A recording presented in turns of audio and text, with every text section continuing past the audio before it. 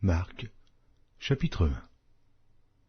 Commencement de l'évangile de Jésus-Christ, Fils de Dieu.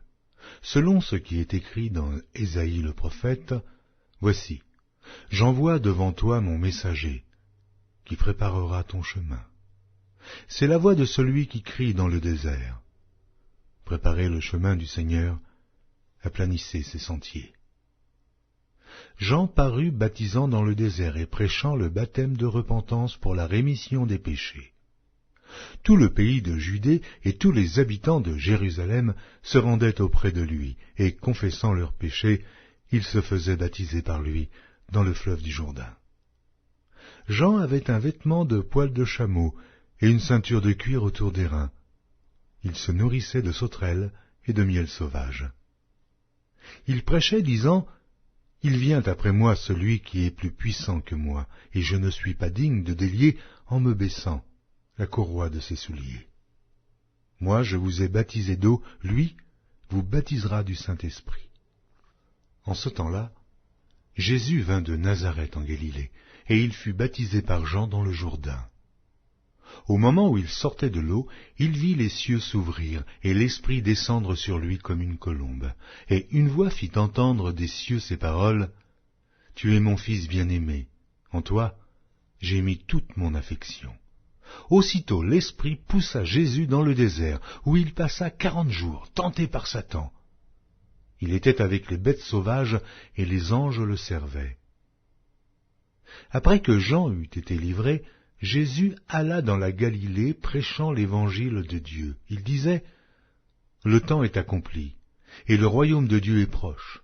Repentez-vous, et croyez à la bonne nouvelle. » Comme il passait le long de la mer de Galilée, il vit Simon et André, frères de Simon, qui jetaient un filet dans la mer, car ils étaient pêcheurs. Jésus leur dit, « Suivez-moi, et je vous ferai pêcheurs d'hommes. » Aussitôt ils laissèrent leur filet et le suivirent. Étant allé un peu plus loin, il vit Jacques, fils de Zébédée, et Jean, son frère, qui eux aussi étaient dans une barque et réparaient les filets. Aussitôt il les appela, et, laissant leur père Zébédée dans la barque avec les ouvriers, ils le suivirent. Ils se rendirent à Capernaum, et, le jour du Shabbat, Jésus entra d'abord dans la synagogue, et il enseigna. Ils étaient frappés de sa doctrine, car il enseignait comme ayant autorité, et non pas comme les scribes. Il se trouva dans leur synagogue un homme qui avait un esprit impur, et qui s'écria, « Qu'y a-t-il entre nous et toi, Jésus de Nazareth? Es-tu venu ici pour nous perdre? Je sais qui tu es le Saint de Dieu. » Jésus le menaça, disant, « Tais-toi, et sors de cet homme. » Et l'esprit impur sortit de cet homme, en l'agitant avec violence et en poussant un grand cri. Tous furent saisis de stupéfaction, de sorte qu'ils se demandaient les uns aux autres, « Qu'est-ce que ceci? Une nouvelle doctrine? » Il commande avec autorité même aux esprits impurs, et lui obéissent. Et sa renommée se répandit aussitôt dans tous les lieux environnants de la Galilée. En sortant de la synagogue, ils se rendirent avec Jacques et Jean à la maison de Simon et d'André. La belle-mère de Simon était couchée ayant la fièvre, et aussitôt on parla d'elle à Jésus. S'étant approché, il la fit lever en lui prenant la main, et à l'instant la fièvre la quitta. Puis elle les servit. Le soir, après le coucher du soleil, on lui amena tous les malades et les démoniaques, et toute la ville était rassemblée devant sa porte. Il guérit beaucoup de gens qui avaient diverses maladies. Il chassa aussi beaucoup de démons, et il ne permettait pas aux démons de parler parce qu'ils le connaissaient. Vers le matin, pendant qu'il faisait encore très sombre, il se leva et sortit pour aller dans un lieu désert, où il pria. Simon et ceux qui étaient avec lui se mirent à sa recherche, et quand ils l'eurent trouvé, ils lui dirent, « Tous te cherchent. » Il leur répondit, « Allons ailleurs, dans les bourgades voisines, afin que j'y prêche aussi, car c'est pour cela que je suis sorti. » Et il alla prêcher dans les synagogues par toute la Galilée, et il chassa les démons. Un lépreux vint à lui, et se jetant à genoux, il lui dit d'un ton suppliant, « Si tu le veux, tu peux me rendre pur. » Jésus, ému de compassion, étendit la main, le toucha et dit, « Je le veux, sois pur. » Aussitôt la lèpre le quitta, et il fut purifié. Jésus le renvoya sur le champ avec de sévères recommandations, et il lui dit, « Garde-toi de rien dire à personne, mais va te montrer au sacrificateur et offre pour ta purification ce que Moïse a prescrit, afin que cela leur serve de témoignage. » Mais cet homme, s'en étant allé, se mit à publier hautement la chose et à la divulguer, de sorte que Jésus ne pouvait plus entrer publiquement dans une ville. Il se tenait dehors, dans des lieux déserts, où l'on venait à lui de toutes parts.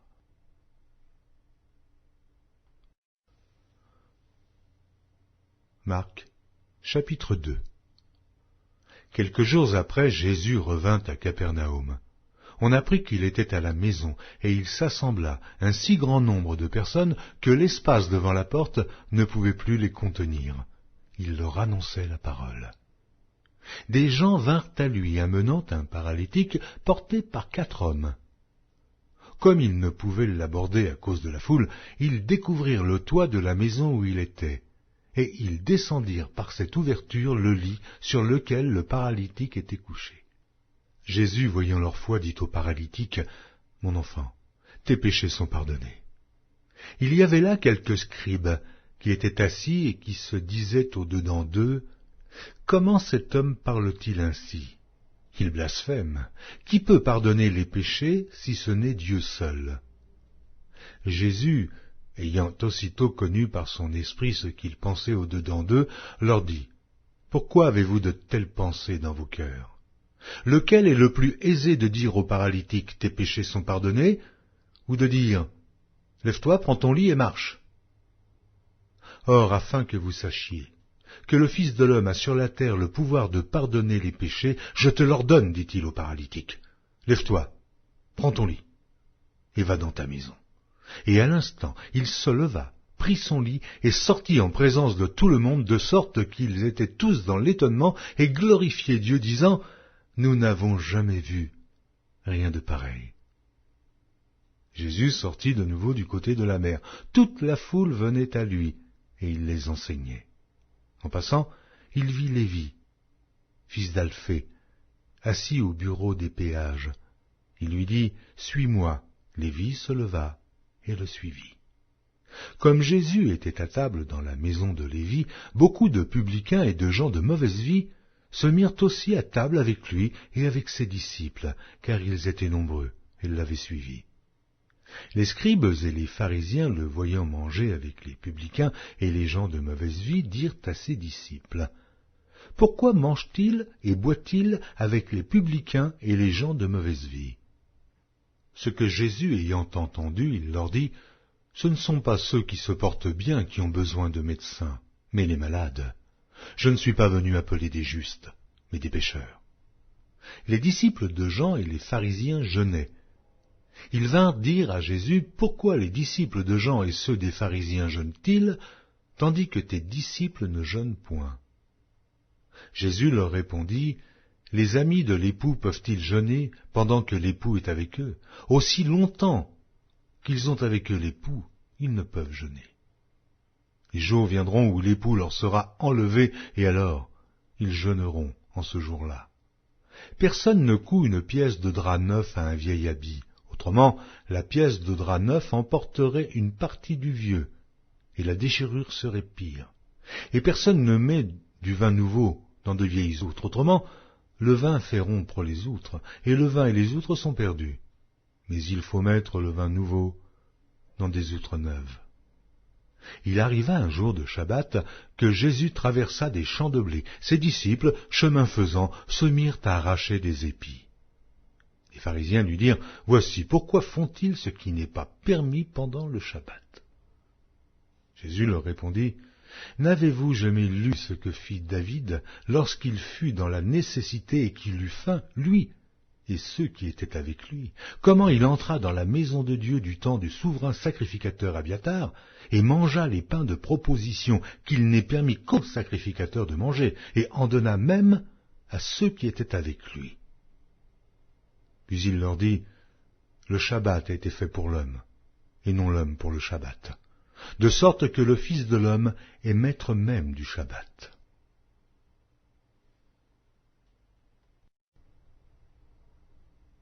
Marc, chapitre 3. Jésus entra de nouveau dans la synagogue. Il s'y trouvait un homme qui avait la main sèche. Ils observaient Jésus pour voir s'il le guérirait le jour du Shabbat. C'était afin de pouvoir l'accuser. Il dit à l'homme qui avait la main sèche, « Lève-toi là au milieu. » Puis il leur dit, « Est-il permis le jour du Shabbat de faire du bien ou de faire du mal, de sauver une personne ou de la tuer ?» Mais ils gardèrent le silence. Alors, promenant ses regards sur eux avec indignation et en même temps affligé de l'endurcissement de leur cœur, il dit à l'homme, « Étends ta main. » Il l'étendit et sa main fut guérie. Les pharisiens sortirent et aussitôt ils se consultèrent avec les Hérodiens sur les moyens de le faire périr. Jésus se retira vers la mer avec ses disciples. Une grande multitude le suivit de la Galilée, et de la Judée, et de Jérusalem, et de l'Idumée, et d'au-delà du Jourdain, et des environs de Tyr et de Sidon. Une grande multitude, apprenant tout ce qu'il faisait, vint à lui. Il chargea ses disciples de tenir toujours à sa disposition une petite barque, afin de ne pas être pressés par la foule. Car comme il guérissait beaucoup de gens, tous ceux qui avaient des maladies se jetaient sur lui pour le toucher. Les esprits impurs, quand ils le voyaient, se prosternaient devant lui et s'écriaient « Tu es le Fils de Dieu !» Mais il leur recommandait très sévèrement de ne pas le faire connaître. Il monta ensuite sur la montagne et appela ceux qu'il voulut, et ils vinrent auprès de lui. Il en établit 12 pour les avoir avec lui et pour les envoyer prêcher avec le pouvoir de chasser les démons. Voici les 12 qu'il établit. Simon, qu'il nomma Pierre, Jacques, fils de Zébédée, et Jean, frère de Jacques, auquel il donna le nom de Boanerges, qui signifie fils du tonnerre, André, Philippe, Barthélemy, Matthieu, Thomas, Jacques, fils d'Alphée, Thaddée, Simon le Cananite, et Judas Iscario, celui qui livra Jésus. Ils se rendirent à la maison, et la foule s'assembla de nouveau, en sorte qu'ils ne pouvaient pas même prendre leur repas. Les parents de Jésus, ayant appris ce qui se passait, vinrent pour se saisir de lui, car ils disaient « Il est hors de sens ». Et les scribes, qui étaient descendus de Jérusalem, dirent « Il est possédé de Béelzébul. C'est par le prince des démons qu'il chasse les démons. » Jésus les appela et leur dit sous forme de parabole « Comment Satan peut-il chasser Satan? Si un royaume est divisé contre lui-même, ce royaume ne peut subsister. Et si une maison est divisée contre elle-même, cette maison ne peut subsister. Si donc Satan se révolte contre lui-même, il est divisé, et il ne peut subsister, mais c'en est fait de lui. Personne ne peut entrer dans la maison d'un homme fort et piller ses biens sans avoir auparavant lié cet homme fort. Alors il pillera sa maison.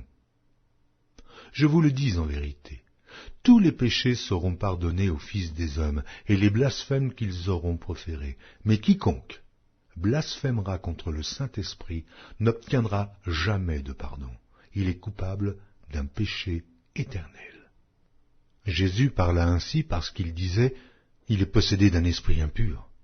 Survinrent sa mère et ses frères, qui, se tenant dehors, l'envoyèrent appeler. La foule était assise autour de lui, et on lui dit « Voici, ta mère et tes frères sont dehors et te demandent. » Et il répondit « Qui est ma mère? Et qui sont mes frères ?»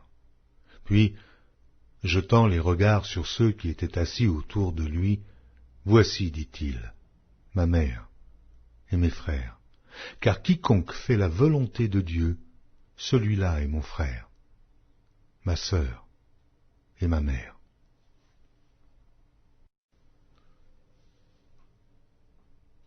Marc, chapitre 4. Jésus se mit de nouveau à enseigner au bord de la mer. Une grande foule s'étant assemblée auprès de lui, il monta et s'assit dans une barque sur la mer.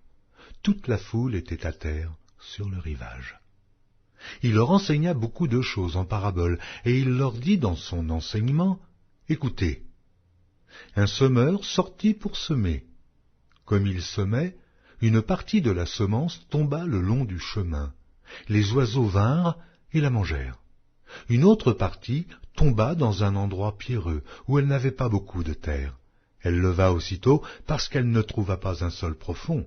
Mais, quand le soleil parut, elle fut brûlée et sécha, faute de racines.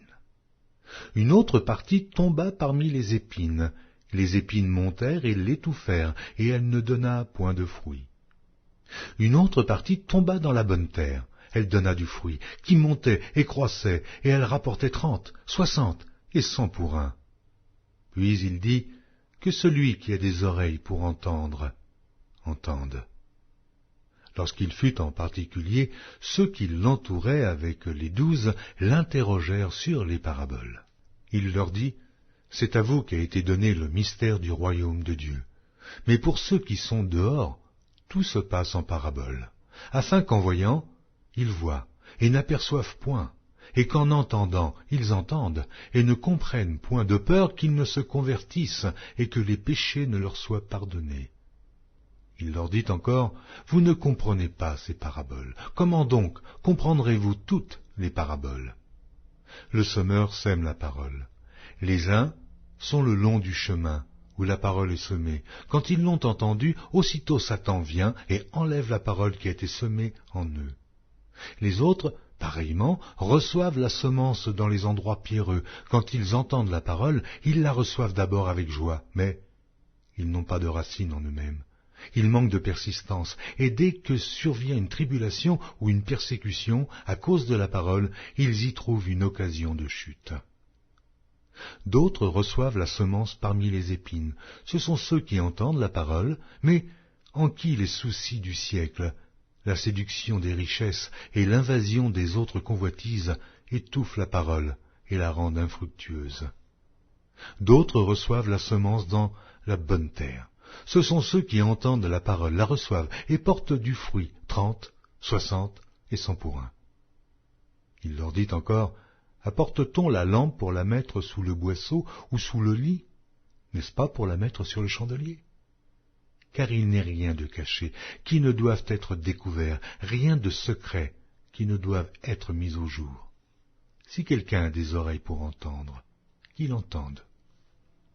Il leur dit encore, prenez garde à ce que vous entendez. On vous mesurera avec la mesure dont vous vous serez servi, et on y ajoutera pour vous. Car on donnera à celui qui a, mais à celui qui n'a pas, on ôtera même ce qu'il a. Il dit encore, il en est du royaume de Dieu comme quand un homme jette de la semence en terre. Qu'il dorme ou qu'il veille, nuit et jour, la semence germe et croît, sans qu'il sache comment. La terre produit d'elle-même d'abord l'herbe, puis l'épi, puis le grain tout formé dans l'épi, et dès que le fruit est mûr, on y met la faucille, car la moisson est là. Il dit encore, à quoi comparerons-nous le royaume de Dieu, ou par quelle parabole le représenterons-nous? Il est semblable à un grain de sénévé qui, lorsqu'on le sème en terre, est la plus petite de toutes les semences qui sont sur la terre. Mais, lorsqu'il a été semé, il monte, devient plus grand que tous les légumes, et pousse de grandes branches, en sorte que les oiseaux du ciel peuvent habiter sous son ombre. C'est par beaucoup de paraboles de ce genre qu'il leur annonçait la parole, selon qu'ils étaient capables de l'entendre. Il ne leur parlait point sans parabole, mais, en particulier, il expliquait tout à ses disciples. Ce même jour, sur le soir, Jésus leur dit « Passons à l'autre bord ».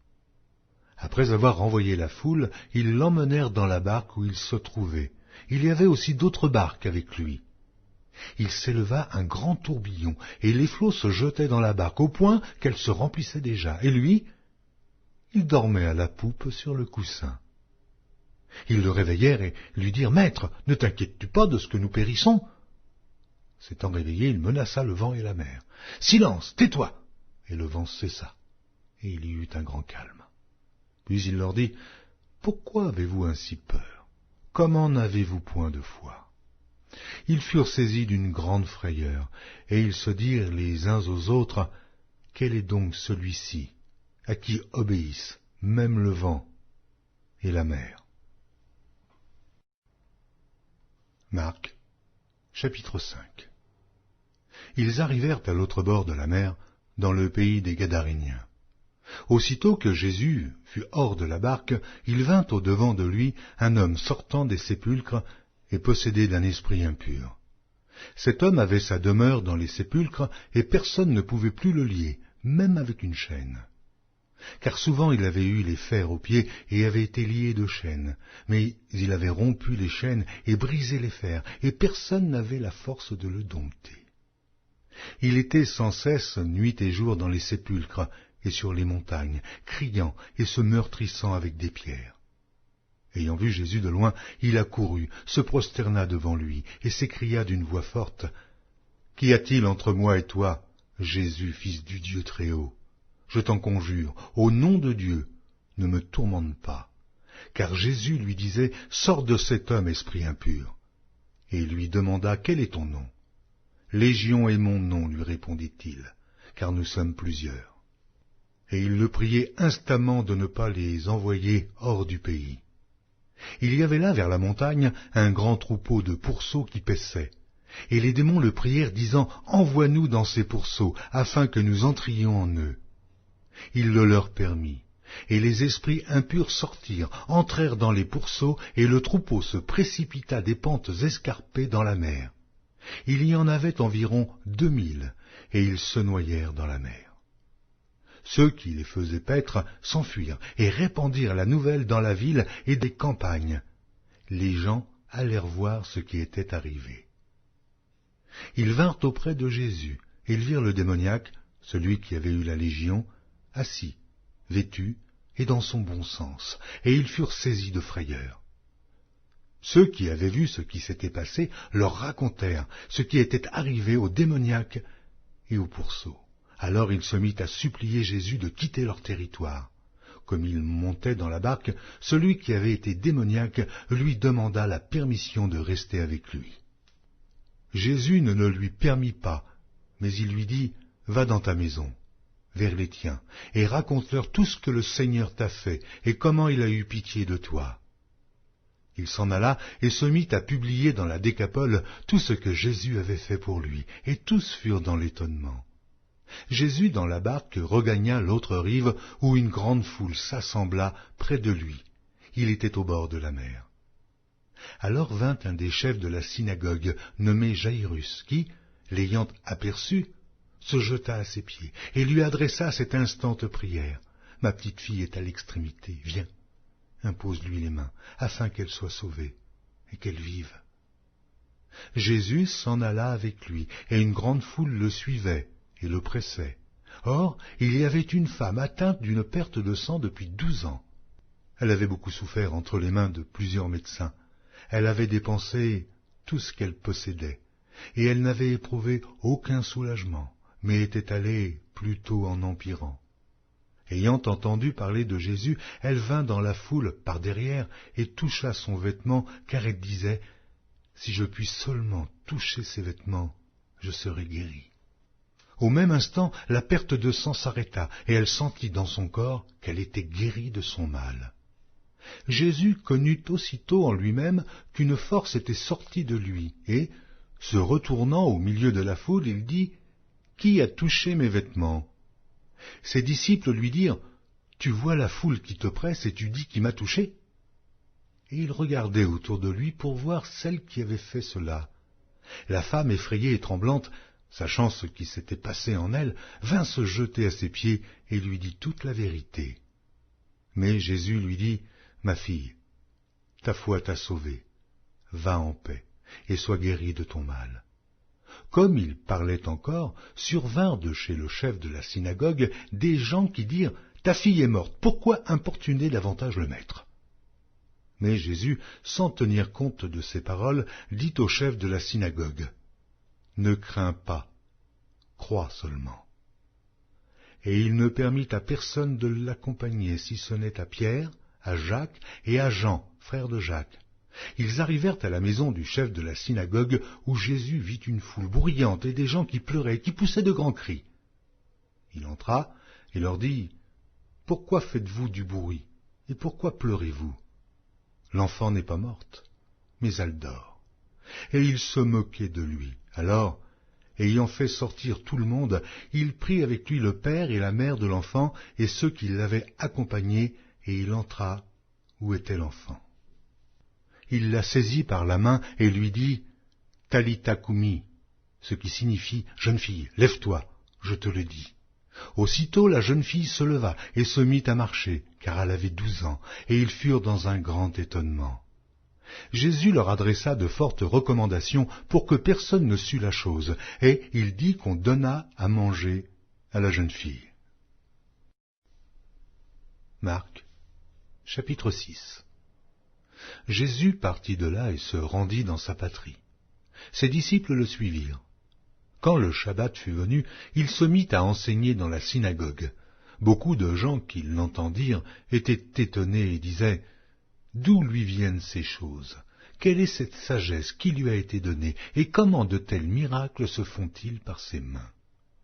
N'est-ce pas le charpentier, le fils de Marie, le frère de Jacques, de José, de Jude et de Simon? Et ses sœurs ne sont-elles pas ici parmi nous ?» Et il était pour eux une occasion de chute. Mais Jésus leur dit, « Un prophète n'est méprisé que dans sa patrie, parmi ses parents et dans sa maison. Il ne put faire là aucun miracle, si ce n'est qu'il imposa les mains à quelques malades et les guérit. » Et ils s'étonnaient de leur incrédulité. Jésus parcourait les villages d'alentour en enseignant. Alors il appela les 12 et il commença à les envoyer 2 à 2 en leur donnant pouvoir sur les esprits impurs. Il leur prescrivit de ne rien prendre pour le voyage, si ce n'est un bâton, de n'avoir ni pain, ni sac, ni monnaie dans la ceinture, de chausser des sandales et de ne pas revêtir 2 tuniques. Puis il leur dit, « Dans quelque maison que vous entriez, restez-y jusqu'à ce que vous partiez de ce lieu, et s'il y a quelque part des gens qui ne vous reçoivent ni ne vous écoutent, retirez-vous de là et secouez la poussière de vos pieds afin que cela leur serve de témoignage. » Ils partirent et ils prêchèrent la repentance. Ils chassaient beaucoup de démons et ils oignaient d'huile beaucoup de malades et les guérissaient.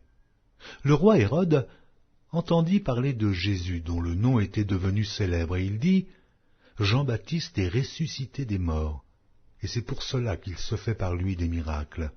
D'autres disaient « C'est Élie », et d'autres disaient « C'est un prophète, comme l'un des prophètes. » Mais Hérode, en apprenant cela, disait « Ce Jean que j'ai fait décapiter, c'est lui qui est ressuscité. » Car Hérode lui-même avait fait arrêter Jean et l'avait fait lier en prison à cause d'Hérodias, femme de Philippe, son frère, parce qu'il l'avait épousée, et que Jean lui disait « Il ne t'est pas permis d'avoir la femme de ton frère. » Hérodias était irritée contre Jean et voulait le faire mourir, mais elle ne le pouvait, car Hérode craignait Jean, le connaissant pour un homme juste et saint.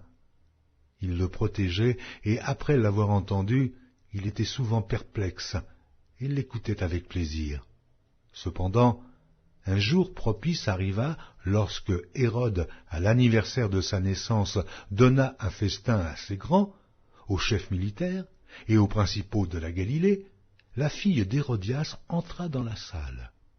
Elle dansa et plut à Hérode et à ses convives. Le roi dit à la jeune fille, « Demande-moi ce que tu voudras, et je te le donnerai. » Il ajouta avec serment, « Ce que tu me demanderas, je te le donnerai. Fût-ce la moitié de mon royaume. » Étant sortie, elle dit à sa mère, « Que demanderai-je » Et sa mère répondit, « La tête de Jean-Baptiste. » Elle s'empressa de rentrer aussitôt vers le roi et lui fit cette demande, « Je veux que tu me donnes à l'instant, sur un plat, la tête de Jean-Baptiste. » Le roi fut attristé, mais à cause de ses serments et des convives, il ne voulut pas lui faire un refus. Il envoya sur-le-champ un garde avec ordre d'apporter la tête de Jean-Baptiste. Le garde alla décapiter Jean dans la prison et apporta la tête sur un plat. Il la donna à la jeune fille, et la jeune fille la donna à sa mère. Les disciples de Jean, ayant appris cela, vinrent prendre son corps et le mirent dans un sépulcre. Les apôtres, s'étant rassemblés auprès de Jésus, lui racontèrent tout ce qu'ils avaient fait et tout ce qu'ils avaient enseigné. Jésus leur dit, « Venez à l'écart dans un lieu désert, et reposez-vous un peu, car il y avait beaucoup d'allants et de venants, et ils n'avaient même pas pris le temps de manger. » Ils partirent donc dans une barque pour aller à l'écart, dans un lieu désert. Beaucoup de gens les virent s'en aller, et ils les reconnurent, et de toutes les villes on accourut à pied, et on les devança au lieu où ils se rendaient. Quand il sortit de la barque, Jésus vit une grande foule, et fut ému de compassion pour eux, parce qu'ils étaient comme des brebis qui n'ont point de berger, et il se mit à leur enseigner beaucoup de choses. Comme l'heure était déjà avancée, ses disciples s'approchèrent de lui et dirent, « Ce lieu est désert, et l'heure est déjà avancée. Renvoie-les, afin qu'ils aillent dans les campagnes et dans les villages des environs pour s'acheter de quoi manger. » Jésus leur répondit, « Donnez-leur vous-même à manger. » Mais ils lui dirent, « Irions-nous acheter des pains pour 200 deniers et leur donnerions-nous à manger ?» Il leur dit, « Combien avez-vous de pain? Allez voir. » Et ils s'en assurèrent et répondirent, « 5 et 2 poissons. » Alors il leur commanda de les faire tous asseoir par groupes sur l'herbe verte, et ils s'assirent par rangées de 100 et de 50. Il prit les 5 pains et les 2 poissons, et, levant les yeux vers le ciel, il rendit grâce, puis il rompit les pains, et il les donna aux disciples, afin qu'ils les distribuassent à la foule. Il partagea aussi les 2 poissons entre tous. Tous mangèrent et furent rassasiés. Et l'on emporta 12 paniers, pleins de morceaux de pain, et de ce qui restait des poissons. Ceux qui avaient mangé les pains étaient 5000 hommes. Aussitôt après, il obligea ses disciples à monter dans la barque et à passer avant lui de l'autre côté, vers Bethsaïda, pendant que lui-même renverrait la foule. Quand il l'eut renvoyé, il s'en alla sur la montagne pour prier. Le soir étant venu, la barque était au milieu de la mer, et Jésus était seul à terre. Il vit qu'ils avaient beaucoup de peine à ramer, car le vent leur était contraire. À la 4e veille de la nuit environ, il alla vers eux, marchant sur la mer, et il voulait les dépasser. Quand ils le virent marcher sur la mer, ils crurent que c'était un fantôme, et ils poussèrent des cris. Car ils le voyaient tous, et ils étaient troublés.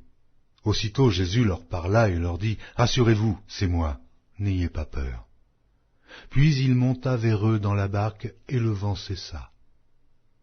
Ils furent en eux-mêmes tous stupéfaits et remplis d'étonnement, car ils n'avaient pas compris le miracle des pains, parce que leur cœur était endurci. Après avoir traversé la mer, ils vinrent dans le pays de Génézareth, et ils abordèrent. Quand ils furent sortis de la barque, les gens, ayant aussitôt reconnu Jésus, parcoururent tous les environs, et l'on se mit à apporter les malades sur des lits, partout où l'on apprenait qu'il était. En quelque lieu qu'il arriva dans les villages, dans les villes ou dans les campagnes, on mettait les malades sur les places publiques, et on le priait de leur permettre seulement de toucher le bord de son vêtement, et tous ceux qui le touchaient étaient guéris. Marc, chapitre 7.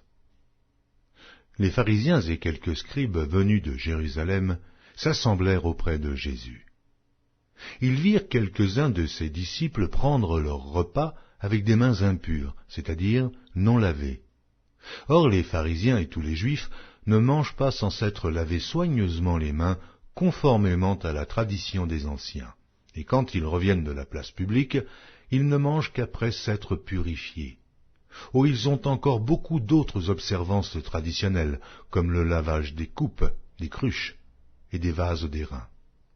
Et les pharisiens et les scribes lui demandèrent, « Pourquoi tes disciples ne suivent-ils pas la tradition des anciens, mais prennent-ils leur repas avec des mains impures ?» Jésus leur répondit, « Hypocrites, Ésaïe a bien prophétisé sur vous, ainsi qu'il est écrit, « Ce peuple m'honore des lèvres, mais son cœur est éloigné de moi. C'est en vain qu'il m'honore, en donnant des préceptes qui sont des commandements d'hommes.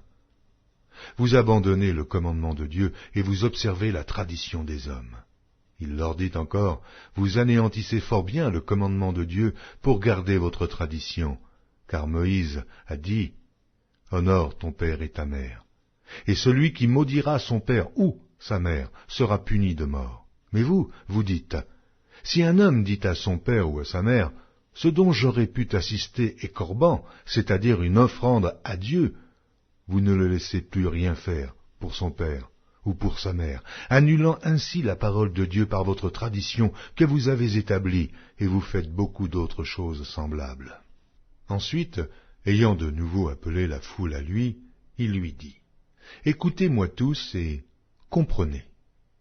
Il n'est hors de l'homme rien qui, entrant en lui, puisse le souiller. Mais ce qui sort de l'homme, c'est ce qui le souille. Si quelqu'un a des oreilles pour entendre, qu'il entende. » Lorsqu'il fut entré dans la maison, loin de la foule, ses disciples l'interrogèrent sur cette parabole. Il leur dit, « Vous aussi, êtes-vous donc sans intelligence? Ne comprenez-vous pas que rien de ce qui du dehors entre dans l'homme ne peut le souiller? Car cela n'entre pas dans son cœur, mais dans son ventre, puis s'en va dans des lieux secrets, qui purifient tous les aliments. » Il dit encore, « Ce qui sort de l'homme, c'est ce qui souille l'homme. Car c'est du dedans, c'est du cœur des hommes que sortent les mauvaises pensées, les adultères, les impudicités, les meurtres, les vols, les cupidités, les méchancetés, la fraude, le dérèglement, le regard envieux, la calomnie, l'orgueil, la folie. Toutes ces choses sont mauvaises et sortent du dedans et souillent l'homme. » Jésus, étant parti de là, s'en alla dans le territoire de Tyr et de Sidon. Il entra dans une maison désirant que personne ne le sût, mais il ne put rester caché, car une femme, dont la fille était possédée d'un esprit impur, entendit parler de Jésus et vint se jeter à ses pieds. Cette femme était grecque, syrophénicienne d'origine. Elle le pria de chasser le démon hors de sa fille. Jésus lui dit, « Laisse d'abord les enfants se rassasier, car il n'est pas bien de prendre le pain des enfants et de le jeter aux petits chiens. »« Oui, Seigneur, lui répondit-elle, mais les petits chiens, sous la table, mangent les miettes des enfants. » Alors il lui dit, « À cause de cette parole, va, le démon est sorti de ta fille. » Et, quand elle rentra dans sa maison, elle trouva l'enfant couché sur le lit. Le démon était sorti. Jésus quitta le territoire de Tyr et revint par Sidon, vers la mer de Galilée, en traversant le pays de la Décapole. On lui amena un sourd, qui avait de la difficulté à parler, et on le pria de lui imposer les mains. Il le prit à part, loin de la foule, lui mit les doigts dans les oreilles et lui toucha la langue avec sa propre salive. Puis, levant les yeux au ciel, il soupira et dit « Ephata », c'est-à-dire « Ouvre-toi ». Ainsi ses oreilles s'ouvrirent, sa langue se délia, et il parla très bien. Jésus leur recommanda de n'en parler à personne, mais plus il le leur recommanda, plus ils le publièrent. Ils étaient dans le plus grand étonnement et disaient, « Il fait tout à merveille. Même il fait entendre les sourds et parler les muets. »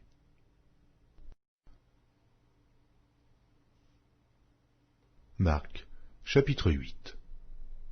En ces jours-là, une foule nombreuse s'étant de nouveau réunie, et n'ayant pas de quoi manger, Jésus appela les disciples et leur dit, « Je suis ému de compassion pour cette foule, car voilà 3 jours qu'ils sont près de moi, et ils n'ont rien à manger.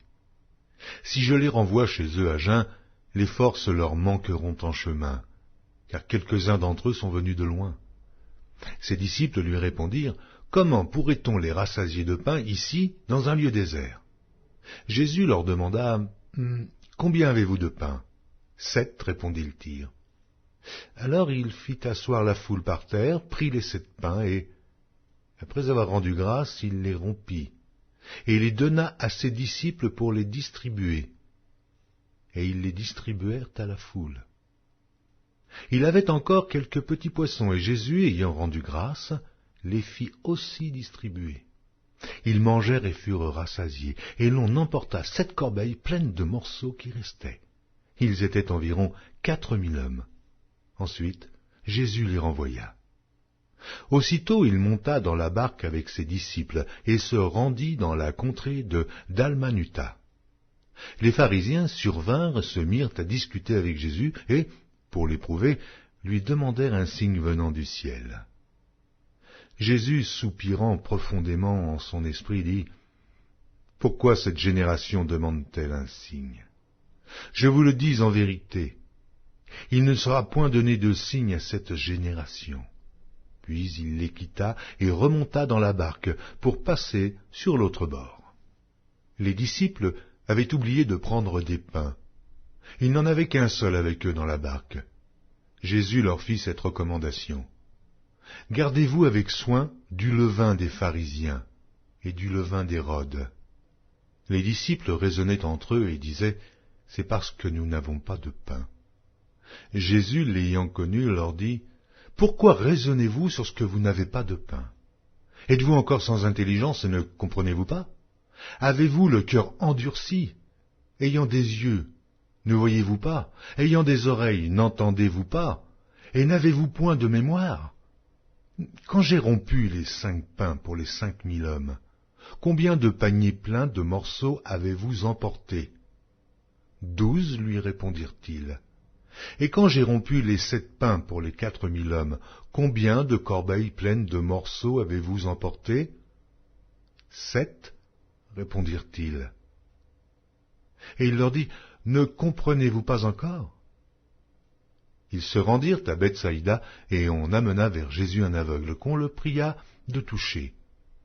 Il prit l'aveugle par la main, et le conduisit hors du village, puis il lui mit de la salive sur les yeux, lui imposa les mains, et lui demanda s'il voyait quelque chose. Il regarda et dit, « J'aperçois les hommes, mais j'en vois comme des arbres, et qui marchent. » Jésus lui mit de nouveau les mains sur les yeux, et, quand l'aveugle regarda fixement, il fut guéri, et vit tout distinctement. Alors Jésus le renvoya dans sa maison en disant, « N'entre pas au village. » Jésus s'en alla avec ses disciples dans les villages de Césarée de Philippe, et il leur posa en chemin cette question, « Qui dit-on que je suis ?»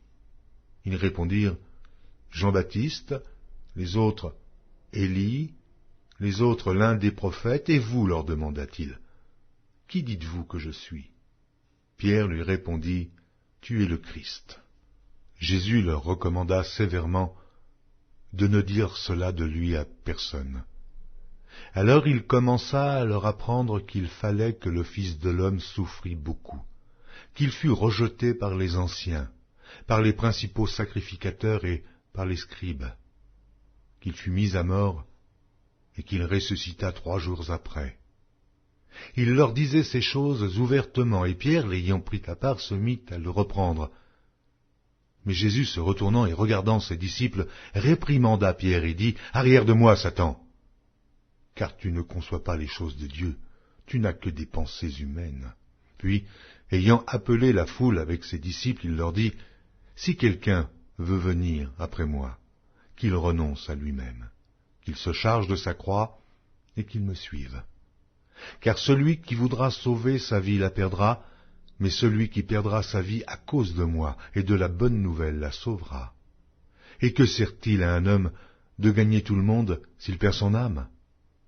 Que donnerait un homme en échange de son âme? Car quiconque aura honte de moi et de mes paroles, au milieu de cette génération adultère et pécheresse, le Fils de l'homme aussi aura honte de lui quand il viendra dans la gloire de son Père avec les saints anges. Marc, chapitre 9. Il leur dit encore, « Je vous le dis en vérité, quelques-uns de ceux qui sont ici ne mourront point, qu'ils n'aient vu le royaume de Dieu venir avec puissance. » 6 jours après, Jésus prit avec lui Pierre, Jacques et Jean, et il les conduisit seuls à l'écart sur une haute montagne. Il fut transfiguré devant eux. Ses vêtements devinrent resplendissants, et d'une telle blancheur qu'il n'est pas de foulon sur la terre qui puisse blanchir ainsi. Élie et Moïse leur apparurent, s'entretenant avec Jésus. Pierre, prenant la parole, dit à Jésus, « Rabbi, il est bon que nous soyons ici. Dressons 3 tentes, une pour toi, une pour Moïse et une pour Élie, car ils ne savaient que dire, l'effroi les ayant saisis. » Une nuée vint les couvrir, et de la nuée sortit une voix, « Celui-ci est mon fils bien-aimé, écoutez-le. » Aussitôt les disciples regardèrent tout autour, et ils ne virent que Jésus, seul, avec eux. Comme ils descendaient de la montagne, Jésus leur recommanda de ne dire à personne ce qu'ils avaient vu, jusqu'à ce que le Fils de l'homme fût ressuscité des morts. Ils retinrent cette parole, se demandant entre eux ce que c'est que ressusciter des morts. Les disciples lui firent cette question: pourquoi les scribes disent-ils qu'il faut qu'Élie vienne premièrement? Il leur répondit: Élie viendra premièrement et rétablira toutes choses. Et pourquoi est-il écrit du Fils de l'homme qu'il doit souffrir beaucoup et être méprisé?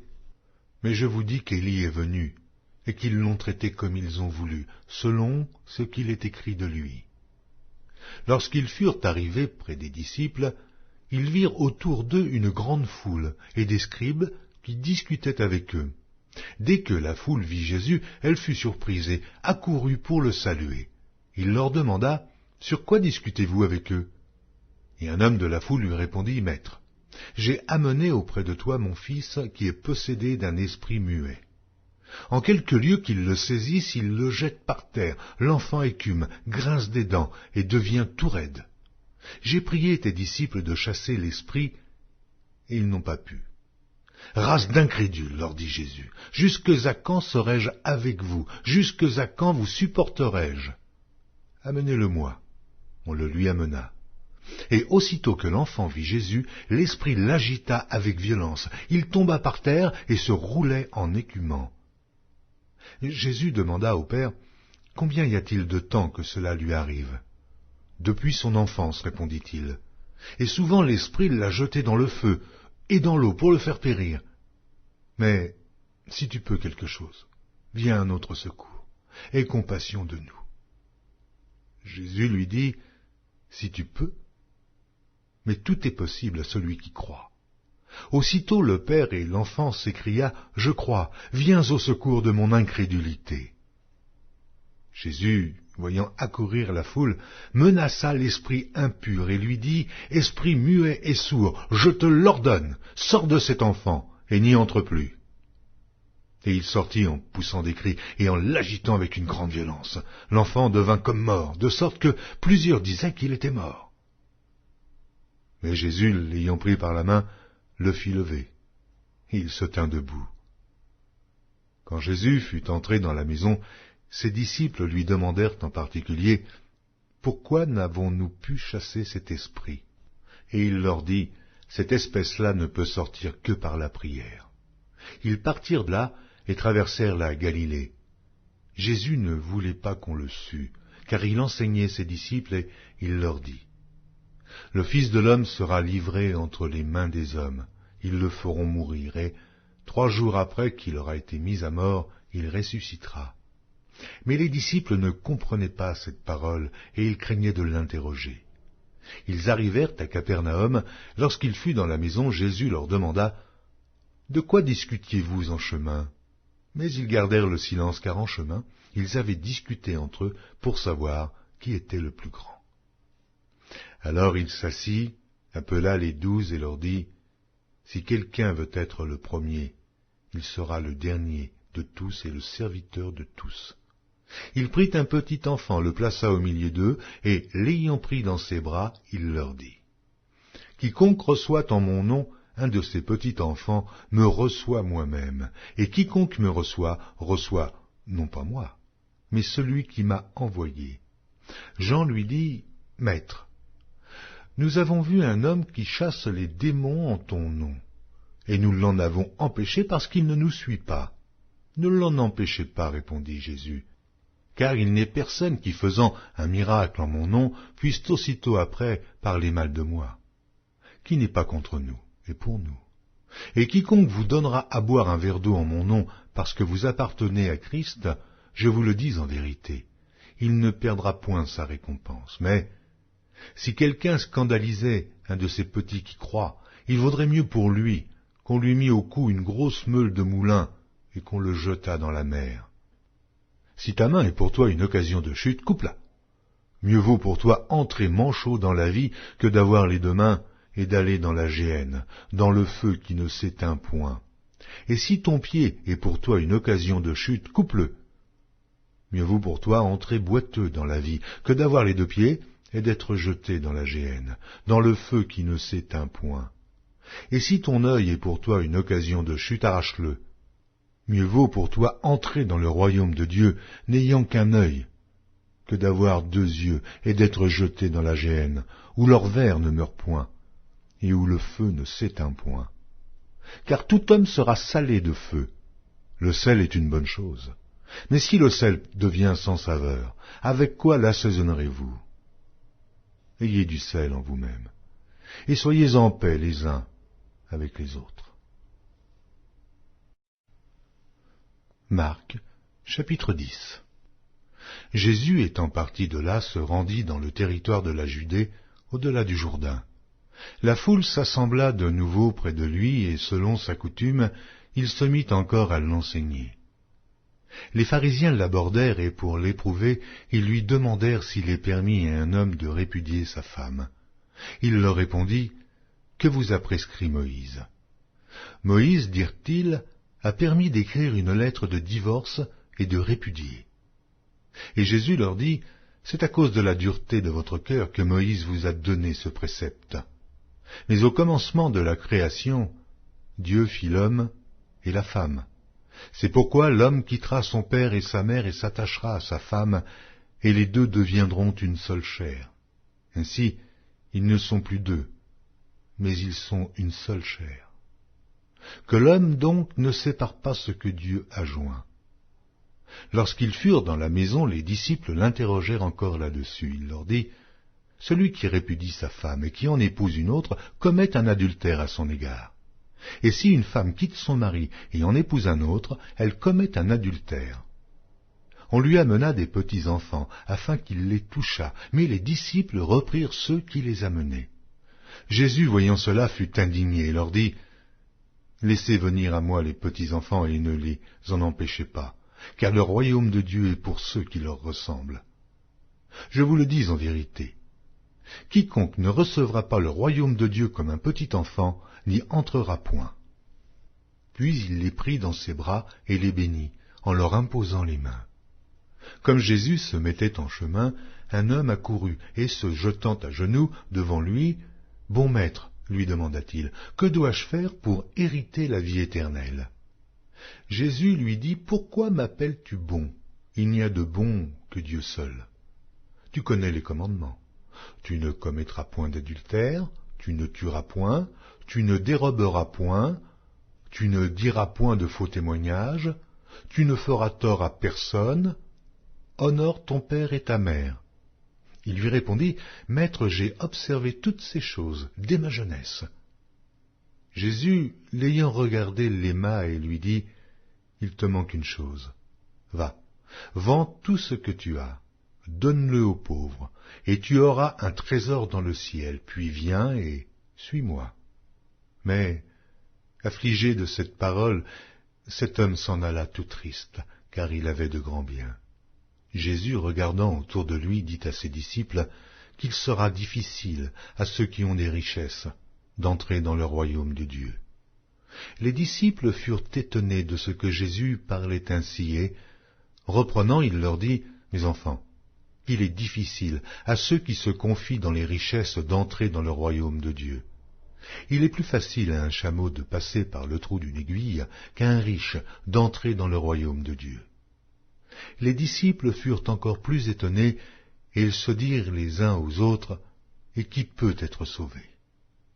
Jésus les regarda et dit, « Cela est impossible aux hommes, mais non à Dieu, car tout est possible à Dieu. » Pierre se mit à lui dire, « Voici, nous avons tout quitté et nous t'avons suivi. » Jésus répondit, « Je vous le dis en vérité, il n'est personne qui, ayant quitté à cause de moi et à cause de la bonne nouvelle sa maison, ou ses frères, ou ses sœurs, ou sa mère, ou son père, ou ses enfants, ou ses terres, ne reçoive au centuple présentement dans ce siècle-ci des maisons des frères, des sœurs, des mères, des enfants et des terres, avec des persécutions, et, dans le siècle à venir, la vie éternelle.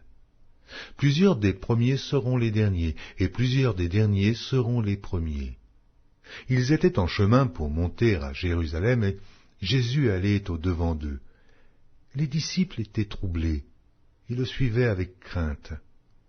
Et Jésus prit de nouveau les 12 auprès de lui, et commença à leur dire ce qui devait lui arriver. Voici, nous montons à Jérusalem, et le Fils de l'homme sera livré aux principaux sacrificateurs et aux scribes. Ils le condamneront à mort, et ils le livreront aux païens, qui se moqueront de lui, cracheront sur lui, le battront de verges, et le feront mourir. Et, 3 jours après, il ressuscitera. Les fils de Zébédée, Jacques et Jean, s'approchèrent de Jésus et lui dirent, « Maître, nous voudrions que tu fisses pour nous ce que nous te demanderons. » Il leur dit, « Que voulez-vous que je fasse pour vous ?» « Accorde-nous, lui dirent-ils, d'être assis l'un à ta droite et l'autre à ta gauche, quand tu seras dans la gloire. » Jésus leur répondit, « Vous ne savez ce que vous demandez. Pouvez-vous boire la coupe que je dois boire, ou être baptisé du baptême dont je dois être baptisé ?» Nous le pouvons, dirent-ils. Et Jésus leur répondit, « Il est vrai que vous boirez la coupe que je dois boire, et que vous serez baptisés du baptême dont je dois être baptisé. Mais pour ce qui est d'être assis à ma droite ou à ma gauche, cela ne dépend pas de moi, et ne sera donné qu'à ceux à qui cela est réservé. » Les 10, ayant entendu cela, commencèrent à s'indigner contre Jacques et Jean. Jésus les appela et leur dit, « Vous savez que ceux qu'on regarde comme les chefs des nations les tyrannisent, et que les grands les dominent. Il n'en est pas de même au milieu de vous. Mais quiconque veut être grand parmi vous, qu'il soit votre serviteur, et quiconque veut être le premier parmi vous, qu'il soit l'esclave de tous. Car le Fils de l'homme est venu, non pour être servi, mais pour servir et donner sa vie, comme la rançon de plusieurs. » Ils arrivèrent à Jéricho, et lorsque Jésus en sortit avec ses disciples et une assez grande foule, le fils de Timée, Bartimée, mendiant, aveugle, était assis au bord du chemin. Il entendit que c'était Jésus de Nazareth, et il se mit à crier, « Fils de David, Jésus, aie pitié de moi !» Plusieurs le reprenaient pour le faire taire, mais il criait beaucoup plus fort, « Fils de David, aie pitié de moi !» Jésus s'arrêta et dit, « Appelez-le. » Ils appelèrent l'aveugle en lui disant, « Prends courage, lève-toi, il t'appelle. » L'aveugle jeta son manteau et se levant d'un bond, vint vers Jésus.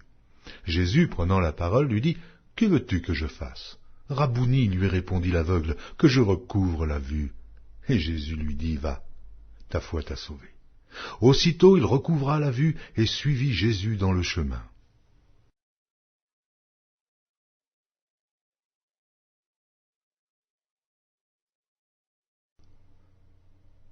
Marc, chapitre 11. Lorsqu'ils approchèrent de Jérusalem et qu'il fut près de Bethphagée et de Béthanie, vers la montagne des Oliviers, Jésus envoya 2 de ses disciples, en leur disant, « Allez au village qui est devant vous, dès que vous y serez entrés, vous trouverez un ânon attaché sur lequel aucun homme ne s'est encore assis. Détachez-le et amenez-le. Si quelqu'un vous dit, pourquoi faites-vous cela, répondez, le Seigneur en a besoin, et à l'instant, il le laissera venir ici. » Les disciples, étant allés, trouvèrent l'ânon attaché dehors, près d'une porte, au contour du chemin, et ils le détachèrent. Quelques-uns de ceux qui étaient là leur dirent, « Mais que faites-vous? Pourquoi détachez-vous cet ânon ?» Ils répondirent comme Jésus l'avait dit, et on les laissa aller. Ils amenèrent à Jésus l'ânon, sur lequel ils jetèrent leurs vêtements, et Jésus s'assit dessus. Beaucoup de gens étendirent leurs vêtements sur le chemin, et d'autres des branches qu'ils coupèrent dans les champs. Ceux qui précédaient et ceux qui suivaient Jésus criaient « Hosanna, béni soit celui qui vient au nom du Seigneur, béni soit le règne qui vient, le règne de David notre Père, Hosanna dans les lieux très hauts. » Jésus entra à Jérusalem dans le temple. Quand il eut tout considéré, comme il était déjà tard, il s'en alla à Béthanie avec les 12. Le lendemain, après qu'ils furent sortis de Béthanie, Jésus eut faim. Apercevant de loin un figuier qui avait des feuilles, il alla voir s'il y trouverait quelque chose, et, s'en étant approché, il ne trouva que des feuilles, car ce n'était pas la saison des figues. Prenant alors la parole, il lui dit, « Que jamais personne ne mange de ton fruit. » Et ses disciples l'entendirent. Ils arrivèrent à Jérusalem, et Jésus entra dans le temple, et il se mit à chasser ceux qui vendaient et qui achetaient dans le temple. Il renversa les tables des changeurs et les sièges des vendeurs de pigeons, et ne laissant personne transporter aucun objet à travers le temple. Et il enseignait et disait, « N'est-il pas écrit ? Ma maison sera appelée une maison de prière pour toutes les nations, mais vous en avez fait une caverne de voleurs. » Les principaux sacrificateurs et les scribes, l'ayant entendu, cherchèrent les moyens de le faire périr, car ils craignaient, parce que toute la foule était frappée de sa doctrine. Quand le soir fut venu, Jésus sortit de la ville. Le matin, en passant, les disciples virent le figuier séché jusqu'aux racines.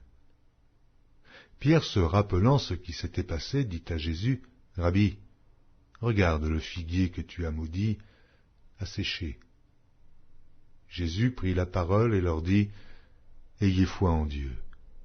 Je vous le dis en vérité, si quelqu'un dit à cette montagne, « Ôte-toi de là et jette-toi dans la mer », et s'il ne doute point en son cœur, mais croit que ce qu'il a dit arrive, il le verra s'accomplir. C'est pourquoi je vous dis, tout ce que vous demanderez en priant, croyez que vous l'avez reçu, et vous le verrez s'accomplir. Et, lorsque vous êtes debout, faisant votre prière, si vous avez quelque chose contre quelqu'un, pardonnez, afin que votre Père qui est dans les cieux vous pardonne aussi vos offenses. Mais si vous ne pardonnez pas, votre Père qui est dans les cieux ne vous pardonnera pas non plus vos offenses. » Ils se rendirent de nouveau à Jérusalem et, pendant que Jésus se promenait dans le temple, les principaux sacrificateurs et les scribes et les anciens vinrent à lui et lui dirent, « Par quelle autorité fais-tu ces choses? Et qui t'a donné l'autorité de les faire ?» Jésus leur répondit, « Je vous adresserai aussi une question. Répondez-moi, et je vous dirai par quelle autorité je fais ces choses. Le baptême de Jean, venait-il du ciel ou des hommes? Répondez-moi. » Mais ils raisonnèrent ainsi entre eux. Si nous répondons du ciel, il dira, « Pourquoi donc n'avez-vous pas cru en lui ?» Et si nous répondons des hommes, ils craignaient le peuple, car tous tenaient réellement Jean pour un prophète. Alors ils répondirent à Jésus, « Nous ne savons. » Et Jésus leur dit, « Moi non plus. Je ne vous dirai pas par quelle autorité je fais ces choses. » Marc, chapitre 12. Jésus se mit ensuite à leur parler en parabole.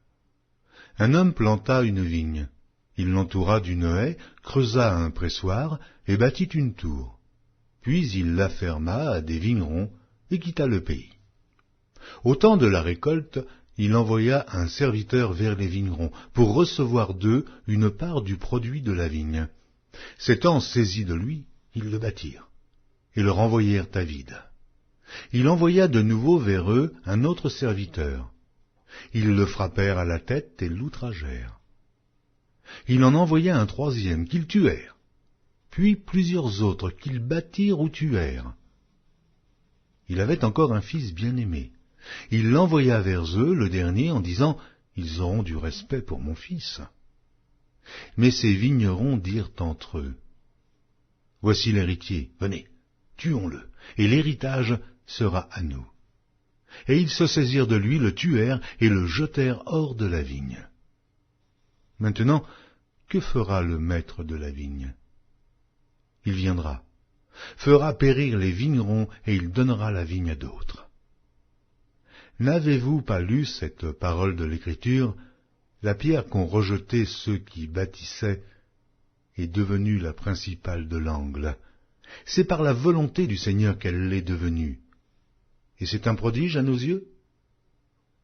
Ils cherchaient à se saisir de lui, mais ils craignaient la foule. Ils avaient compris que c'était pour eux que Jésus avait dit cette parabole, et ils le quittèrent et s'en allèrent. Ils envoyèrent auprès de Jésus quelques-uns des pharisiens et des hérodiens, afin de le surprendre par ses propres paroles. Et ils vinrent lui dire, « Maître, nous savons que tu es vrai, et que tu ne t'inquiètes de personne, car tu ne regardes pas à l'apparence des hommes, et tu enseignes la voie de Dieu selon la vérité. Est-il permis ou non de payer le tribut à César? Devons-nous payer ou ne pas payer? Jésus, connaissant leur hypocrisie, leur répondit, « Pourquoi me tentez-vous? Apportez-moi un denier afin que je le voie. » Ils en apportèrent un, et Jésus leur demanda de qui sont cette effigie et cette inscription. « De César, lui répondirent-ils. Alors il leur dit, « Rendez à César ce qui est à César, et à Dieu ce qui est à Dieu. » Et ils furent à son égard dans l'étonnement. Les Sadducéens, qui disent qu'il n'y a point de résurrection, vinrent auprès de Jésus et lui firent cette question, « Maître, voici ce que Moïse nous a prescrit. Si le frère de quelqu'un meurt et laisse une femme sans avoir d'enfant, son frère épousera sa veuve et suscitera une postérité à son frère. Or, il y avait 7 frères. Le premier se maria et mourut sans laisser de postérité. Le second prit la veuve pour femme et mourut sans laisser de postérité. Et il en fut de même du troisième, et aucun des 7 ne laissa de postérité. Après eux tous, la femme mourut aussi. À la résurrection, duquel d'entre eux sera-t-elle la femme, car les 7 l'ont eue pour femme? Jésus leur répondit, « N'êtes-vous pas dans l'erreur parce que vous ne comprenez ni les Écritures, ni la puissance de Dieu? Car, à la résurrection des morts, les hommes ne prendront point de femmes, ni les femmes de mari, mais ils seront comme les anges dans les cieux. Pour ce qui est de la résurrection des morts, n'avez-vous pas lu dans le livre de Moïse ce que Dieu lui dit à propos du buisson? Je suis le Dieu d'Abraham, le Dieu d'Isaac et le Dieu de Jacob. Dieu n'est pas Dieu des morts, mais des vivants. Vous êtes grandement dans l'erreur. » Un des scribes, qui les avait entendus discuter, sachant que Jésus avait bien répondu aux Sadducéens, s'approcha et lui demanda, « Quel est le premier de tous les commandements ?» Jésus répondit, « Voici le premier. Écoute, Israël, le Seigneur, notre Dieu, est l'unique Seigneur, et tu aimeras le Seigneur ton Dieu de tout ton cœur, de toute ton âme, de toute ta pensée et de toute ta force. Voici le second. Tu aimeras ton prochain comme toi-même. Il n'y a pas d'autre commandement plus grand que cela. » Le scribe lui dit, « Bien, maître, tu as dit avec vérité que Dieu est unique, et qu'il n'y en a point d'autre que lui, et que l'aimer de tout son cœur, de toute sa pensée, de toute son âme et de toute sa force, et aimer son prochain comme soi-même, c'est plus que tous les holocaustes et tous les sacrifices. » Jésus, voyant qu'il avait répondu avec intelligence, lui dit, « Tu n'es pas loin du royaume de Dieu. » Et personne n'osa pu lui proposer de question. Jésus, continuant à enseigner dans le temple, dit, « Comment les scribes disent-ils que le Christ est fils de David? David lui-même, animé par l'Esprit Saint, a dit, « Le Seigneur a dit à mon Seigneur, assieds-toi à ma droite, jusqu'à ce que je fasse de tes ennemis ton marchepied. » David lui-même l'appelle Seigneur. Comment donc est-il son fils? Et une grande foule l'écoutait avec plaisir. Il leur disait dans son enseignement, « Gardez-vous des scribes, qui aiment à se promener en robe longue et à être salués dans les places publiques, qui recherchent les premiers sièges dans les synagogues et les premières places dans les festins, qui dévorent les maisons des veuves et qui font pour l'apparence de longues prières. Ils seront jugés plus sévèrement. » Jésus, s'étant assis vis-à-vis du tronc, regardait comment la foule y mettait de l'argent. Plusieurs riches mettaient beaucoup. Il vint aussi une pauvre veuve. Elle y mit 2 petites pièces, faisant un quart de sou. Alors Jésus, ayant appelé ses disciples, leur dit, « Je vous le dis en vérité, cette pauvre veuve a donné plus qu'aucun de ceux qui ont mis dans le tronc, car tous ont mis de leur superflu. Mais elle a mis de son nécessaire, tout ce qu'elle possédait, tout ce qu'elle avait pour vivre. » Marc, chapitre 13. Lorsque Jésus sortit du temple, un de ses disciples lui dit, « Maître, regarde quelle pierre et quelle construction. » Jésus lui répondit, « Vois-tu ces grandes constructions? Il ne restera pas pierre sur pierre qui ne soit renversée. » Il s'assit sur la montagne des Oliviers en face du temple, et Pierre, Jacques, Jean et André lui firent en particulier cette question. « Dis-nous quand cela arrivera-t-il, et à quel signe connaîtra-t-on que toutes ces choses vont s'accomplir ?» Jésus se mit alors à leur dire, « Prenez garde que personne ne vous séduise, car plusieurs viendront sous mon nom disant, c'est moi, et ils séduiront beaucoup de gens. Quand vous entendrez parler de guerre et de bruit de guerre, ne soyez pas troublés, car il faut que ces choses arrivent, mais ce ne sera pas encore la fin. Une nation s'élèvera contre une nation et un royaume contre un royaume. Il y aura des tremblements de terre en divers lieux, il y aura des famines. Ce ne sera que le commencement des douleurs. Prenez garde à vous-même. On vous livrera aux tribunaux, et vous serez battus de verges dans les synagogues. Vous comparaîtrez devant des gouverneurs et devant des rois à cause de moi, pour leur servir de témoignage. Il faut premièrement que la bonne nouvelle soit prêchée à toutes les nations. Quand on vous emmènera pour vous livrer, ne vous inquiétez pas d'avance de ce que vous aurez à dire, mais dites ce qui vous sera donné à l'heure même, car ce n'est pas vous qui parlerez, mais l'Esprit Saint.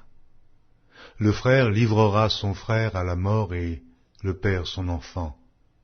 Les enfants se soulèveront contre leurs parents et les feront mourir. Vous serez haïs de tous à cause de mon nom, mais celui qui persévérera jusqu'à la fin sera sauvé.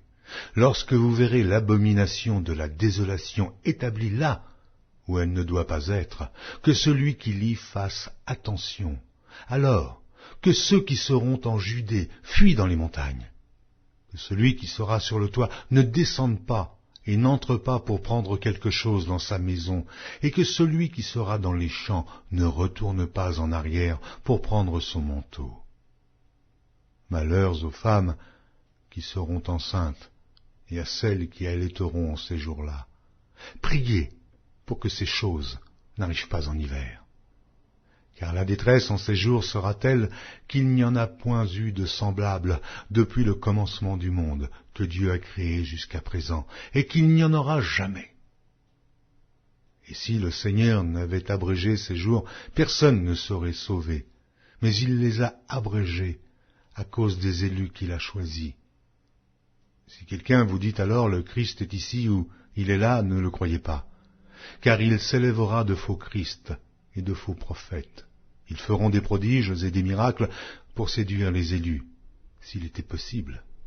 Soyez sur vos gardes. Je vous ai tout annoncé d'avance.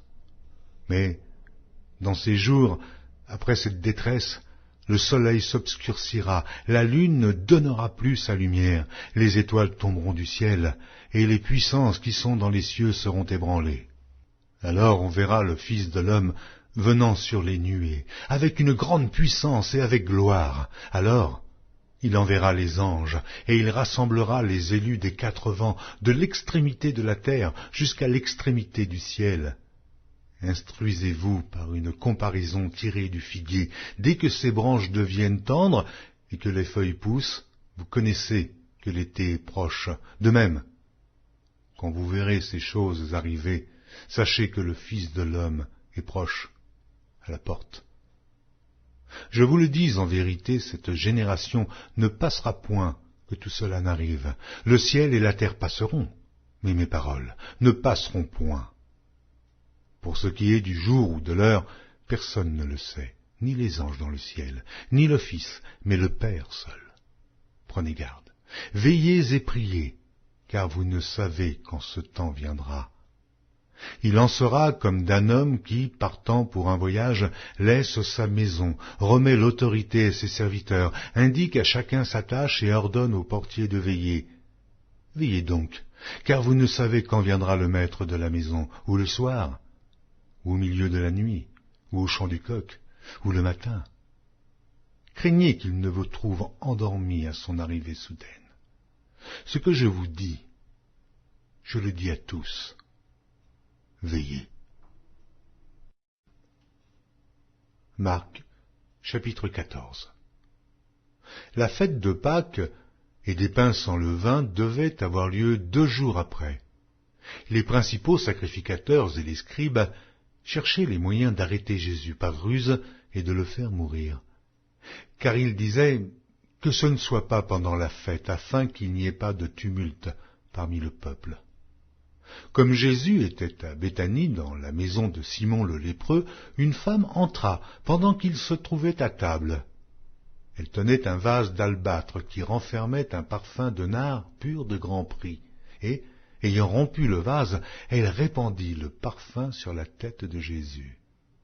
Quelques-uns exprimaient entre eux leur indignation. À quoi bon perdre ce parfum? On aurait pu le vendre plus de 300 deniers et de les donner aux pauvres. Et ils s'irritaient contre cette femme. Mais Jésus dit, « Laissez-la. Pourquoi lui faites-vous de la peine? Elle a fait une bonne action à mon égard. Car vous avez toujours les pauvres avec vous, et vous pouvez leur faire du bien quand vous voulez, mais vous ne m'avez pas toujours. Elle a fait ce qu'elle a pu. Elle a d'avance embaumé mon corps pour la sépulture. Je vous le dis en vérité, partout où la bonne nouvelle sera prêchée dans le monde entier, on racontera aussi en mémoire de cette femme ce qu'elle a fait. » Judas Iscario, l'un des 12, alla vers les principaux sacrificateurs afin de leur livrer Jésus. Après l'avoir entendu, ils furent dans la joie et promirent de lui donner de l'argent, et Judas cherchait une occasion favorable pour le livrer. Le premier jour des pains sans levain, où l'on immolait la Pâque, les disciples de Jésus lui dirent, « Où veux-tu que nous allions te préparer la Pâque ?» Et il envoya 2 de ses disciples et leur dit, « Allez à la ville, vous rencontrerez un homme portant une cruche d'eau, suivez-le. Quelque part qu'il entre, dites au maître de la maison, le maître dit, « Où est le lieu où je mangerai la Pâque avec mes disciples ?» Et il vous montrera une grande chambre haute, meublée et toute prête. C'est là que vous nous préparerez la Pâque. Les disciples partirent, arrivèrent à la ville et trouvèrent les choses comme il le leur avait dit. Ils préparèrent la Pâque. Le soir étant venu, il arriva avec les 12. Pendant qu'ils étaient à table et qu'ils mangeaient, Jésus dit, « Je vous le dis en vérité, l'un de vous qui mange avec moi me livrera. » Ils commencèrent à s'attrister et à lui dire, l'un après l'autre, « Est-ce moi ?» Il leur répondit, « C'est l'un des 12 qui met avec moi la main dans le plat. Le Fils de l'homme s'en va selon ce qui est écrit de lui, mais malheur à l'homme par qui le Fils de l'homme est livré. Mieux vaudrait pour cet homme qu'il ne fût pas né. » Pendant qu'il mangeait, Jésus prit du pain, et, après avoir rendu grâce, il le rompit et le leur donna en disant, « Prenez, ceci est mon corps. » Il prit ensuite une coupe, et après avoir rendu grâce, il la leur donna, et ils burent tous. Et il leur dit, « Ceci est mon sang, le sang de l'alliance, qui est répandu pour plusieurs. Je vous le dis en vérité, je ne boirai plus jamais du fruit de la vigne jusqu'au jour où je le boirai nouveau dans le royaume de Dieu. » Après avoir chanté les cantiques, ils se rendirent à la montagne des Oliviers. Jésus leur dit, « Vous serez tous scandalisés, car il est écrit, « Je frapperai le berger, et les brebis seront dispersées, mais, après que je serai ressuscité, je vous précéderai en Galilée. » Pierre lui dit, « Quand tous seraient scandalisés, je ne serai pas scandalisé. » Et Jésus lui dit, « Je te le dis en vérité, toi, aujourd'hui, cette nuit même, avant que le coq chante 2 fois, tu me renieras 3 fois. » Mais Pierre reprit plus fortement, « Quand il me faudrait mourir avec toi, je ne te renierai pas. » Et tous dirent la même chose. Ils allèrent ensuite dans un lieu appelé Gethsémane, et Jésus dit à ses disciples, « Asseyez-vous ici, pendant que je prierai. » Il prit avec lui Pierre, Jacques et Jean, et il commença à éprouver de la frayeur et des angoisses. Et il leur dit, « Mon âme est triste jusqu'à la mort. Restez ici, et veillez. » Puis, ayant fait quelques pas en avant, il se jeta contre terre, et pria que, s'il était possible, cette heure s'éloignât de lui. Il disait, « Abba, Père, toutes choses te sont possibles. Éloigne de moi cette coupe. Toutefois, non pas ce que je veux, mais ce que tu veux. » Et il vint vers les disciples qu'il trouva endormis, et il dit à Pierre, « Simon, tu dors? Tu n'as pu veiller 1 heure? Veillez et priez afin que vous ne tombiez pas en tentation. L'esprit est bien disposé, mais la chair est faible. » Il s'éloigna de nouveau et fit la même prière.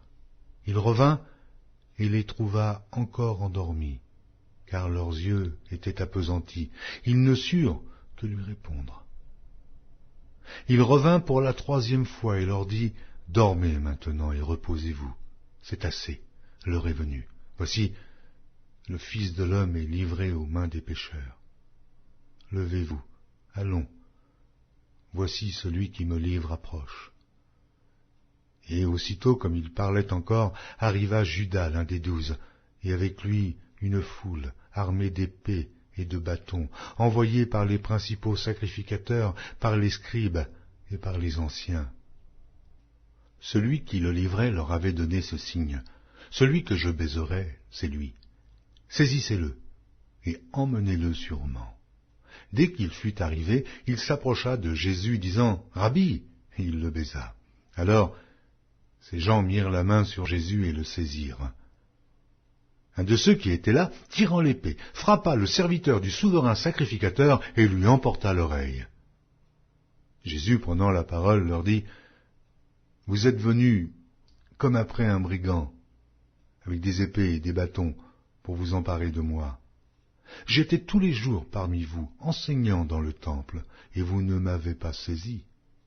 Mais c'est afin que les Écritures soient accomplies. » Alors tous l'abandonnèrent et prirent la fuite.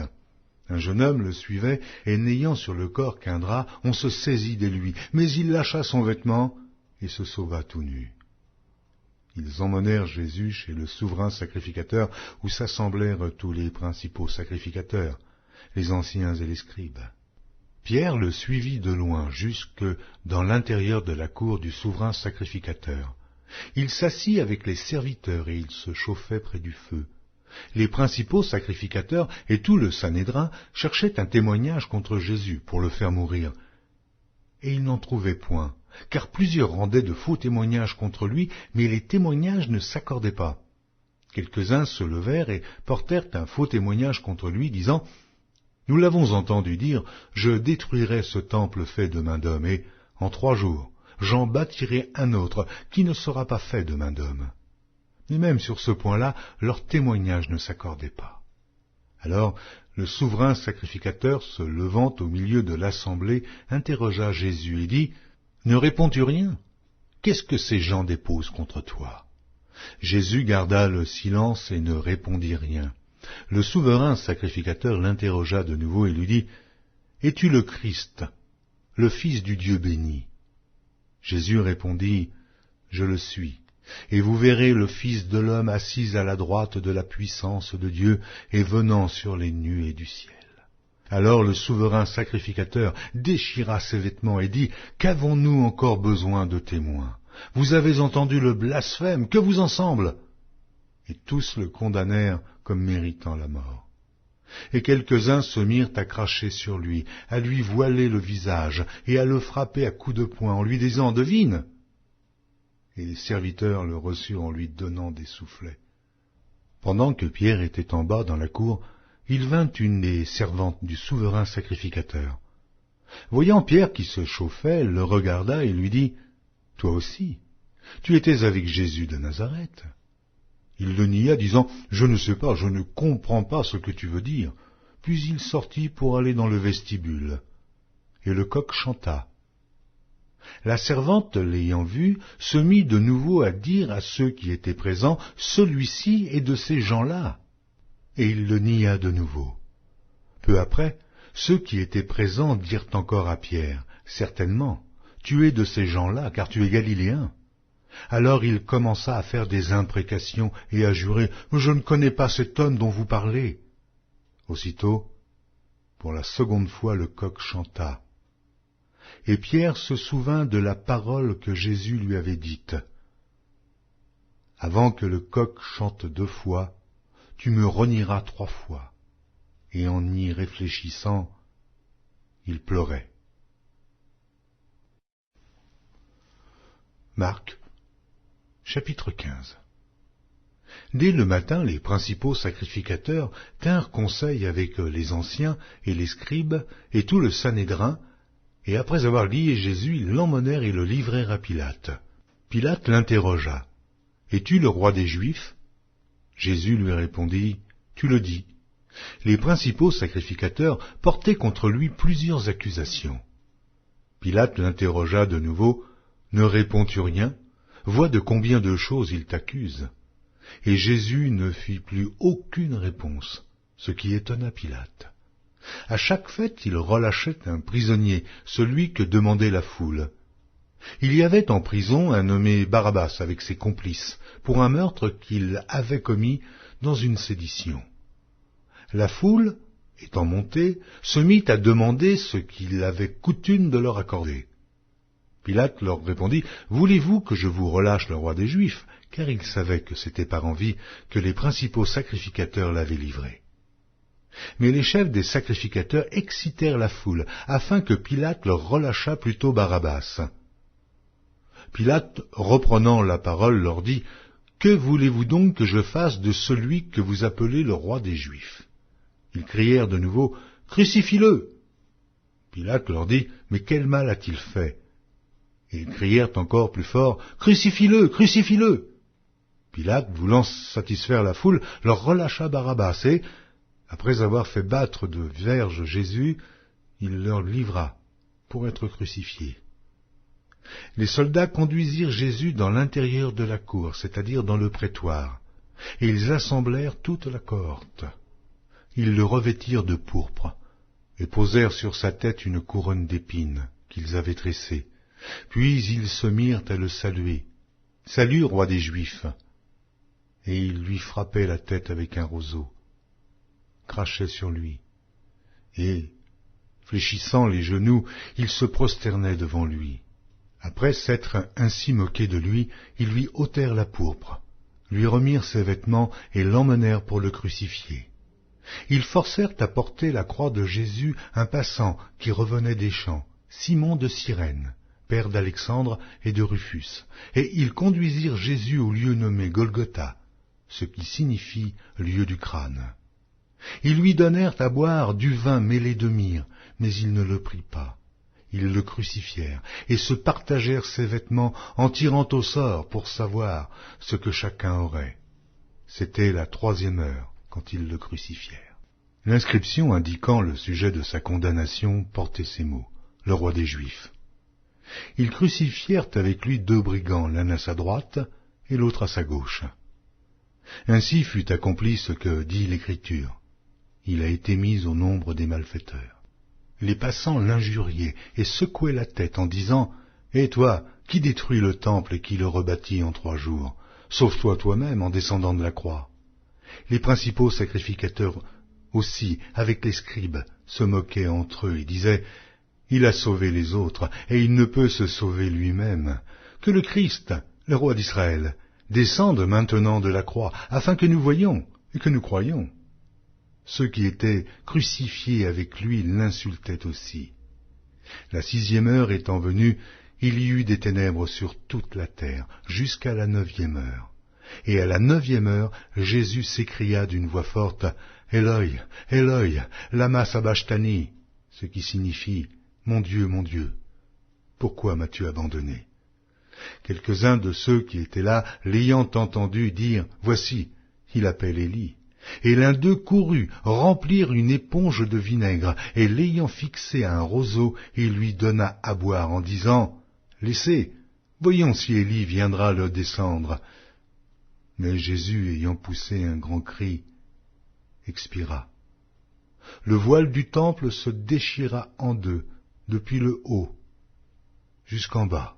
Le centenier qui était en face de Jésus, voyant qu'il avait expiré de la sorte, dit « Assurément, cet homme était fils de Dieu. » Il y avait aussi des femmes qui regardaient de loin.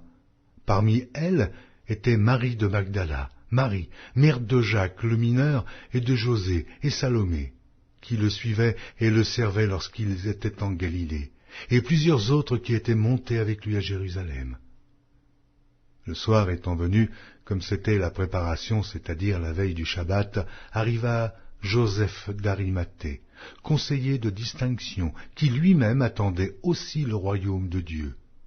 Il osa se rendre vers Pilate pour demander le corps de Jésus. Pilate s'étonna qu'il fût mort si tôt, fit venir le centenier et lui demanda s'il était mort depuis longtemps. S'en étant assuré par le centenier, il donna le corps à Joseph. Et Joseph, ayant acheté un linceul, descendit Jésus de la croix, l'enveloppa du linceul et le déposa dans un sépulcre taillé dans le roc. Puis il roula une pierre à l'entrée du sépulcre. Marie de Magdala et Marie, mère de José, regardaient où on le mettait. Marc, chapitre 16. Lorsque le Shabbat fut passé, Marie de Magdala, Marie, mère de Jacques et Salomé, achetèrent des aromates afin d'aller embaumer Jésus. Le premier jour de la semaine, elles se rendirent au sépulcre de grand matin, comme le soleil venait de se lever. Elles disaient entre elles, « Mais qui nous roulera la pierre loin de l'entrée du sépulcre ?» Et, levant les yeux, elles aperçurent que la pierre, qui était très grande, avait été roulée. Elles entrèrent dans le sépulcre, virent un jeune homme assis à droite vêtu d'une robe blanche, et elles furent épouvantées. Il leur dit, « Ne vous épouvantez pas, vous cherchez Jésus de Nazareth, qui a été crucifié. Il est ressuscité. Il n'est point ici. Voici le lieu où on l'avait mis. Mais allez dire à ses disciples et à Pierre qu'il vous précède en Galilée. C'est là que vous le verrez, comme il vous l'a dit. » Elles sortirent du sépulcre et s'enfuirent. La peur et le trouble les avaient saisies, et elles ne dirent rien à personne à cause de leur effroi. Jésus, étant ressuscité le matin du premier jour de la semaine, apparut d'abord à Marie de Magdala, de laquelle il avait chassé 7 démons. Elle alla emporter la nouvelle à ceux qui avaient été avec lui et qui s'affligeaient et pleuraient. Quand ils entendirent qu'il vivait et qu'elle l'avait vu, ils ne le crurent point. Après cela, il apparut sous une autre forme à 2 d'entre eux qui étaient en chemin pour aller à la campagne. Ils revinrent l'annoncer aux autres, qui ne les crurent pas non plus. Enfin, il apparut aux 11, pendant qu'ils étaient à table, et il leur reprocha leur incrédulité et la dureté de leur cœur, parce qu'ils n'avaient pas cru ceux qui l'avaient vu ressusciter. Puis il leur dit, « Allez par tout le monde, et prêchez la bonne nouvelle à toute la création. Celui qui croira et qui sera baptisé sera sauvé, mais celui qui ne croira pas sera condamné. Voici les miracles qui accompagneront ceux qui auront cru. En mon nom, ils chasseront les démons. Ils parleront de nouvelles langues. Ils saisiront des serpents. S'ils boivent quelque breuvage mortel, ils ne leur feront point de mal. Ils imposeront les mains aux malades, et les malades seront guéris. » Le Seigneur, après leur avoir parlé, fut enlevé au ciel, et il s'assit à la droite de Dieu. Et ils s'en allèrent prêcher partout. Le Seigneur travaillait avec eux, et confirmait la parole par les miracles qui l'accompagnaient.